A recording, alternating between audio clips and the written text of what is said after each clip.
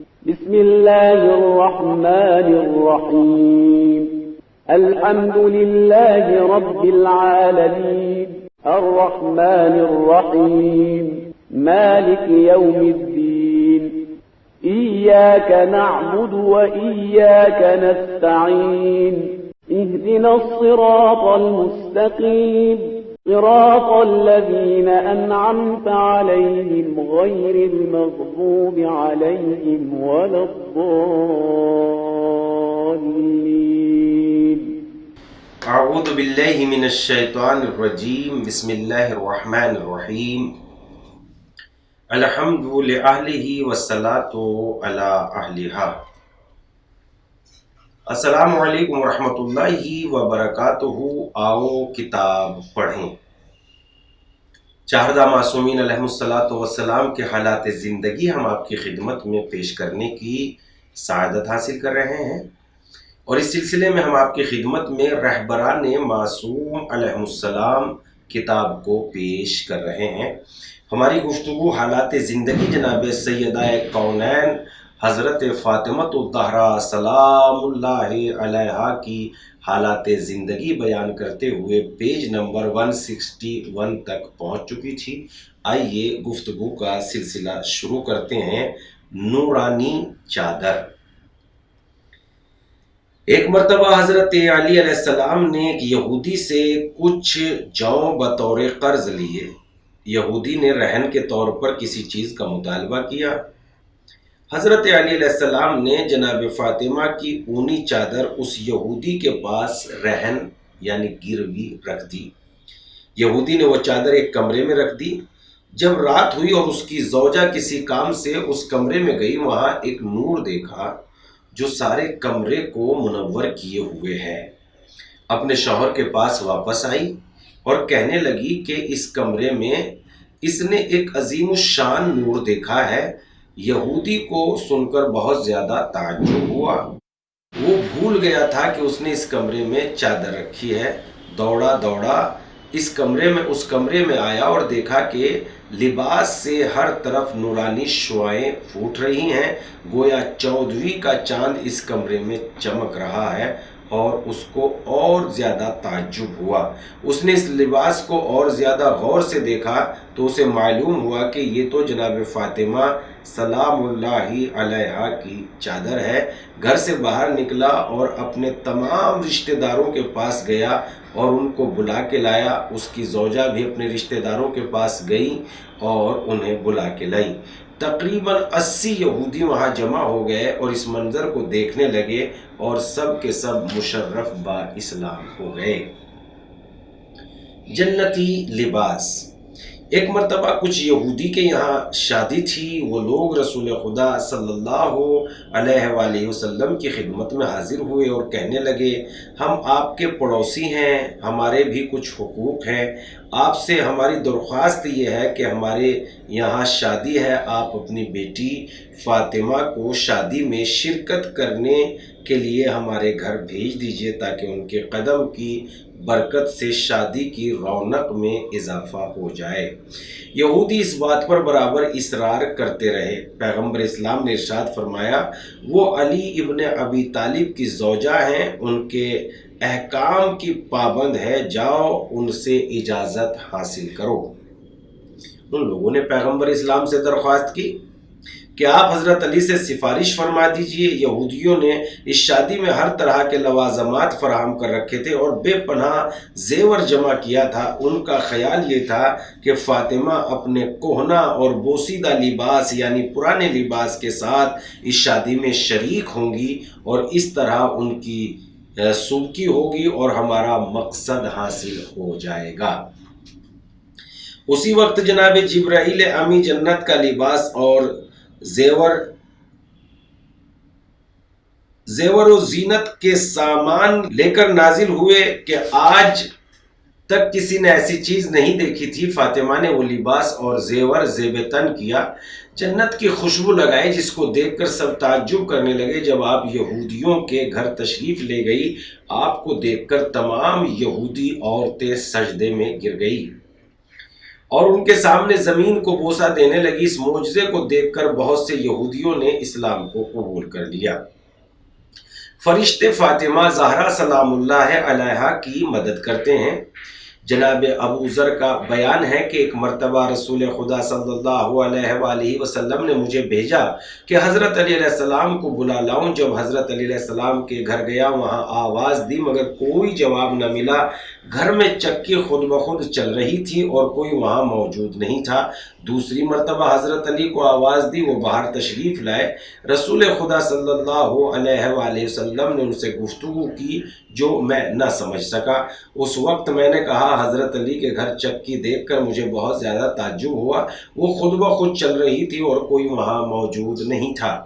پیغمبر اسلام صلی اللہ علیہ وآلہ وسلم نے فرمایا، میری بیٹی کی حالت یہ ہے کہ خدا نے اس کے قلب اور اس کے جسم کو ایمان و یقین سے پر کر دیا ہے۔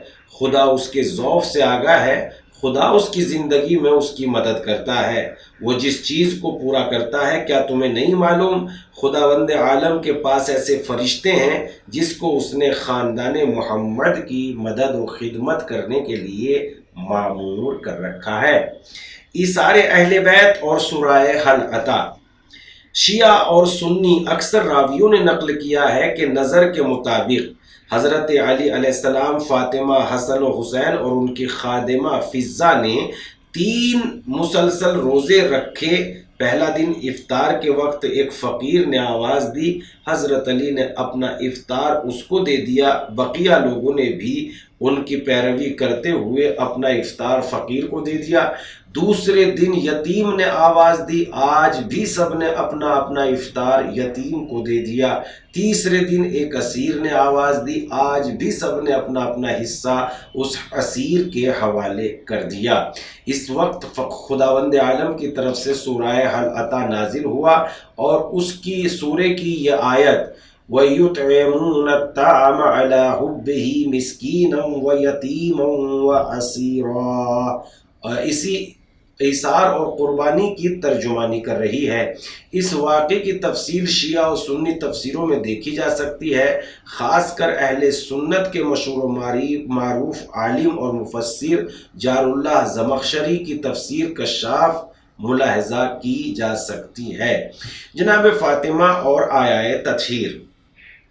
تمام راویوں نے اور تمام شیعہ مفسرین اور اہل سنت کے اکثر علماء اور مفسرین نے آیہ تطہیر بسم اللہ الرحمن الرحیم انما یرید اللہ لیذہب عنکم الرجس اہل البیت ویطہرکم تطہیرا کے بارے میں فرمایا ہے کہ یہ آیت امیر المومنین علی، فاطمہ، حسن و حسین کے بارے میں نازل ہوئی ہے۔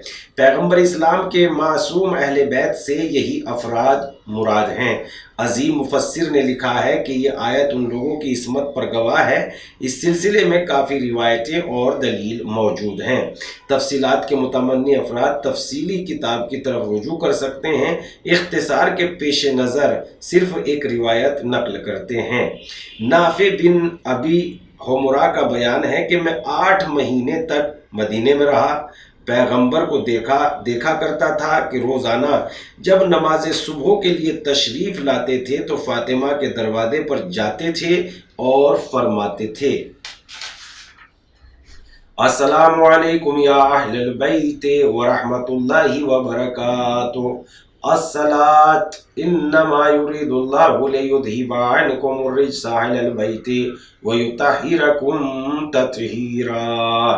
سلام ہو تم پر اے اہل بیت اور اللہ کی رحمت اور برکتیں تمہارے شامل حال ہوں۔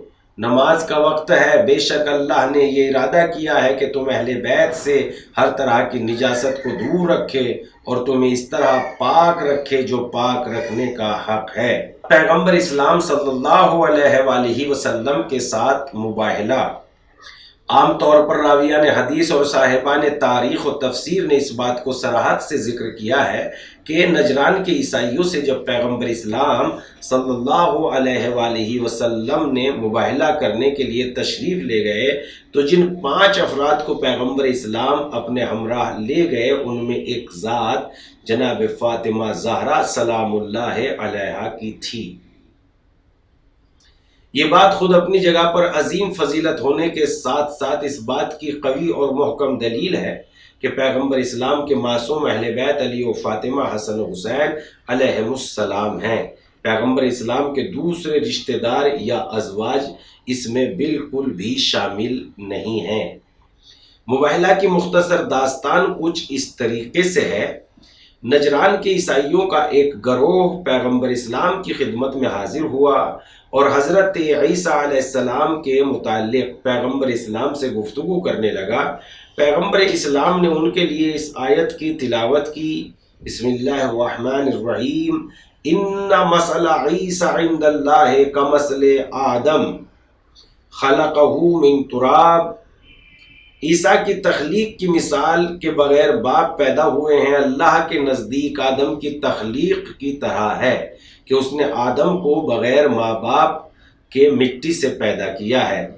اس بات سے عیسائی مطمئن نہیں ہوئے۔ اس وقت پیغمبر اسلام پر مباہلہ کی یہ آیہ کریمہ نازل ہوئی، فَمَنْ حَاجَّاكَ فِيهِ مِن بَعْدِ مَا جَاءَكَ مِنَ الْعِلْمِ فَقُلْ تَعَالَوْا نَدْعُ أَبْنَاءَنَا وَأَبْنَاءَكُمْ وَنِسَاءَنَا وَنِسَاءَكُمْ وَأَنفُسَنَا وَأَنفُسَكُمْ ثُمَّ نَبْتَهِلْ فَنَجْعَلْ لَعْنَتَ اللَّهِ عَلَى الْكَاذِبِينَ۔ جو علم و دانش آپ کے پاس آئی ہے، اس کے بعد اگر کوئی آپ سے عیسیٰ کے بارے میں گفتگو کرے تو آپ اس سے کہیے کہ آؤ ہم اپنے فرزندوں کو بلاتے ہیں، تم اپنے فرزندوں کو بلاؤ، ہم اپنی عورتوں کو آواز دیتے ہیں، تم اپنی عورتوں کو آواز دو، ہم اپنے نفسوں کو بلاتے ہیں، تم اپنے نفسوں کو بلاؤ، اور آپس میں مباہلہ کریں اور جھوٹ بولنے والوں پر خدا کی لعنت قرار دیں۔ مباہلہ یہ ہے کہ دو افراد جو آپس میں کسی موضوع پر بحث کر رہے ہیں وہ ایک دوسرے پر لعنت کریں اور خدا سے یہ مطالبہ کریں کہ اس پر عذاب نازل کرے جو باطل پر ہو۔ یہ کام صرف اللہ کے لیے سچے نمائندے کا ہے جو واقعاً خدا سے ارتباط رکھتے ہیں۔ نجران کے عیسائیوں نے شروع میں یہ بات تسلیم کر لی اور یہ طے پایا کہ دوسرے روز مباہلہ ہوگا، لیکن جب پیغمبر اسلام صلی اللہ علیہ وآلہ وسلم کی خدمت سے واپس آئے تو آپس میں باہم مشورہ کرنے لگے۔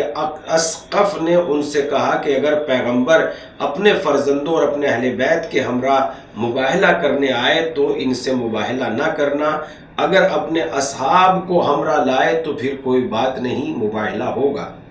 دوسرے روز پیغمبر اسلام امیر المومنین حضرت علی، فاطمہ زہرا، امام حسن اور امام حسین علیہم السلام کے ہمراہ مباہلہ کرنے تشریف لے گئے۔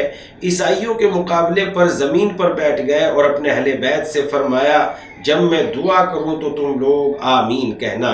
پیغمبر اسلام کی حالت دیکھ کر عیسائی بہت زیادہ خوف زدہ ہو گئے اور اس بات کا اعتراف کرنے لگے کہ پیغمبر اسلام کی روش گزشتہ یعنی گزرے ہوئے انبیاء نبیوں کی طرح ہے، اور پیغمبر اسلام سے یہ درخواست کرنے لگے مباہلہ نہ فرمائیں اور ان سے صلح کریں۔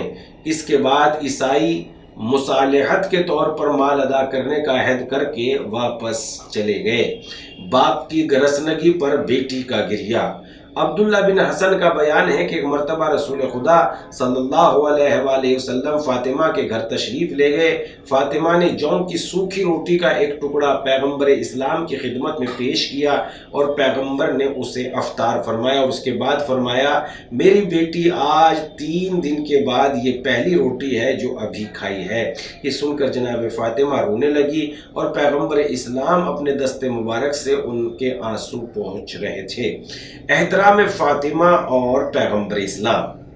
جناب عائشہ سے روایت ہے کہ جس وقت بھی فاطمہ رسول خدا کی خدمت میں تشریف لاتی تھی تو پیغمبر اسلام اپنی جگہ سے کھڑے ہو جاتے، فاطمہ کے سر کا بوسہ لیتے اور انہیں اپنی جگہ پر بٹھاتے تھے، اور جب کبھی پیغمبر فاطمہ کے پاس ملاقات کرنے تشریف لے جاتے تو ایک دوسرے کی پیشانی کا بوسہ لیتے تھے اور ایک ساتھ بیٹھتے تھے۔ یہ عظیم احترام پیغمبر اسلام کی زندگی میں حضرت فاطمہ الزہرا سلام اللہ علیہا کا دیکھا گیا۔